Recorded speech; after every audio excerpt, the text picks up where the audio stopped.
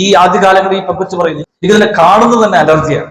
അവസാന ഒരു വാക്കാണ് നീ എന്നെ ഇഷ്ടമാണെന്ന് ഒരൊറ്റ വാക്ക് പറഞ്ഞാൽ മതി. ഗതികേടിന് ഈ പെണ്ണ് അവസാനം പറഞ്ഞു എനിക്ക് തന്നെ ഇഷ്ടമാണ്. അത് റെക്കോർഡ് ചെയ്ത് നാട് മുഴുവൻ അയച്ചിട്ട് അതിന്റെ മേൽ അവകാശം വെച്ചിട്ട് കോളേജോട് പറഞ്ഞിട്ടുണ്ട് എന്നെ ഇഷ്ടമാണ്. ഓക്കെ, ചില കാര്യങ്ങളോട് നമ്മൾ കോംപ്രമൈസ് ചെയ്ത് കഴിഞ്ഞാൽ നിങ്ങൾ അതിന്റെ അടിമയാണ്. Hallelujah, hallelujah.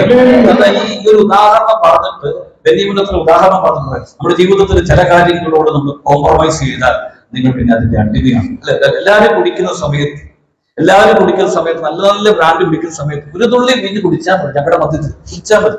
നീ അതൊന്നും വേണ്ട. അല്ലെങ്കിൽ പറഞ്ഞതുപോലെയാണ്, നീ ഞങ്ങളുടെ മുമ്പിൽ അഭിനയിച്ചിട്ട് എല്ലാവരുടെ മുമ്പിൽ ഇരുന്ന് അഭിനയിച്ചിട്ട് ഒരല്പം കുടിക്കുന്നത് പോലെ കാണിച്ച് എല്ലാവരുടെ മുമ്പിൽ ഇത് ഫോട്ടോ എടുത്ത് അയച്ചു കഴിഞ്ഞപ്പോൾ നാട്ടിലുള്ളവരെല്ലാവരും പറയുന്നത് അവൻ കുടിയനായിട്ടുണ്ട്. ഹല്ലേലൂയ. നമ്മുടെ ജീവിതത്തിൽ ഈ കോംപ്രമൈസ് പാടില്ല.